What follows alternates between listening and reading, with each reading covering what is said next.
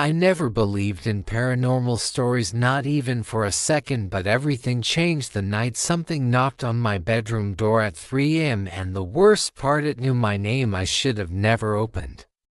That door, I know that now my name is Daniel, and until that night my life was normal, boring even.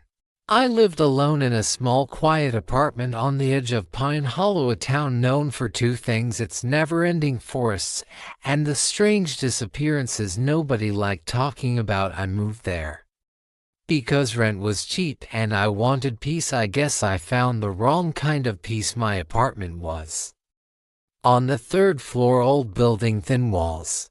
You could hear footsteps from the hallway like they were inside your room at night. The place had this constant soft humming sound, like the building itself was breathing. I got used to it, but nothing could have prepared me for that night.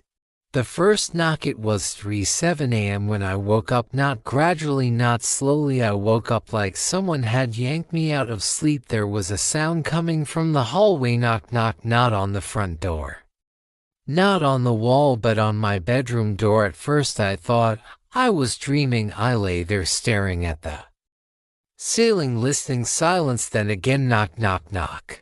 Slow, measured, like whoever or whatever was behind that door was waiting. I remember my first thought: did I forget to lock the front door? Did someone break in? I grabbed my phone to percent battery. Of course, I checked the time again, 3:08 a.m. Who knocks inside someone's apartment at 3 in the morning? My voice cracked when I called out, "Hello? Who's there?" Nothing, and then a whisper, very soft, right on the other side of the door. "Daniel." My heart stopped. I didn't speak, I didn't breathe. "Daniel, open the door." It wasn't a shout, it wasn't threatening, it sounded wrong, like someone imitating a human voice but not getting it exactly right. My body went cold. That was not a voice I recognized. I backed away from the door step by step until my legs hit the edge of the bed. And then from inside the room, somewhere behind me, I heard something else, a single sharp breath, like someone exhaled right next to my ear. I flipped on my lamp. The room was empty, but the knocking continued, soft, patient. I forced myself to move. I kept my eyes on the door as I opened the apartment security app I installed a few days earlier, the hallway camera. I tapped it. The feed loaded. A distorted image came up, grainy and dark, like something was interfering with the signal. The lights in the hallway were flickering, and then I saw something. Someone was standing directly in front of my apartment door, not my bedroom door, the front door. A tall figure, too tall, his head almost touched the ceiling. He wasn't facing the camera.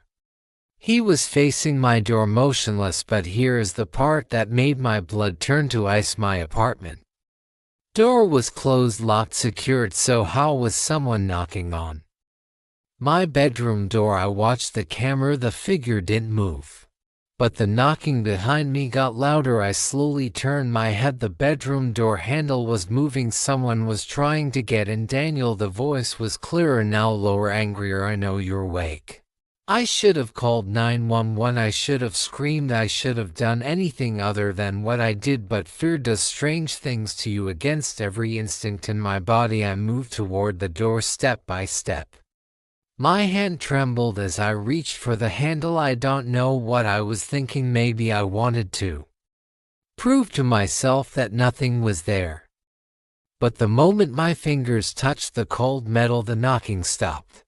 Total silence. Then a voice whispering through the crack, "Thank you." Every hair on my body stood up. I didn't even have time to move because the door opened by itself, just an inch, just enough for me to see the darkness of the hallway, just enough for something pale, something thin to slide a single long finger through the gap. I froze. The finger bent upward, signaling me to come closer.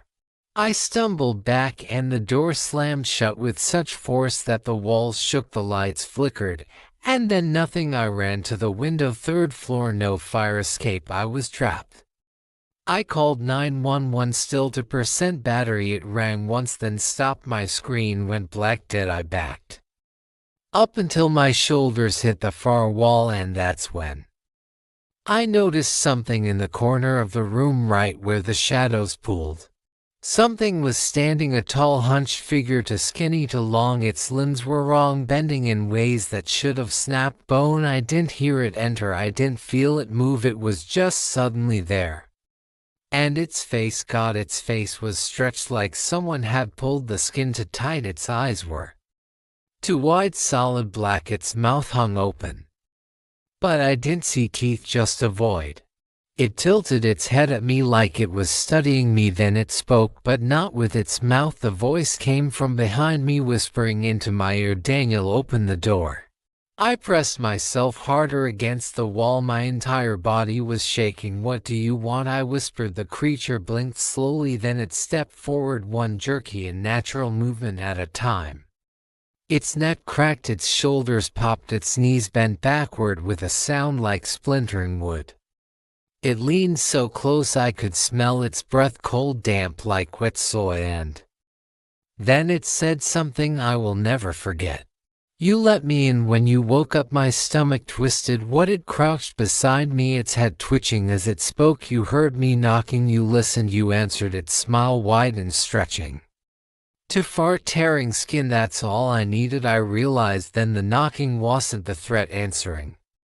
The knocking was the invitation. I had invited it inside. I don't remember making the decision. I just ran straight toward the bedroom door. The creature shrieked, a horrible metallic sound that rattled the windows. The door flung open before I reached it, like the apartment itself was pushing me out. I sprinted down the hallway barefoot, heart exploding in my chest. The building lights flickered as I ran. Behind me, footsteps fast to fast, like something crawling on walls and ceiling. At the same time, I didn't look back. I reached the stairwell and ran down all 3 flights without stopping. When I burst into the lobby, the front door swung open by itself, slamming against the wall with a violent crack. Cold air hit my face. I ran into the street. Only when I saw headlights, a passing car, did the chasing stop. I turned around. Nothing, no creature, no footsteps, no door opening, just the quiet, empty building, like nothing had happened. I didn't go back inside. I never returned to that apartment. When I reported what happened, the police found nothing unusual, no signs of forced entry, no footprints, no damage. But the bedroom door, it had scratch marks on the inside, deep ones, like something with claws had been waiting long. Before I ever woke up, I moved out of Pine Hollow the next morning. But here's the part that scares me the most. Since that night, every few days at exactly 3:07 am, I hear it again, not from outside, not from the hallway, but from inside whatever room I am in. A soft, patient knock, knock, knock. And a whisper, "Daniel, open the door." I don't answer anymore, but I know it's waiting, and I know the moment I respond, even with a single word, it will be inside again.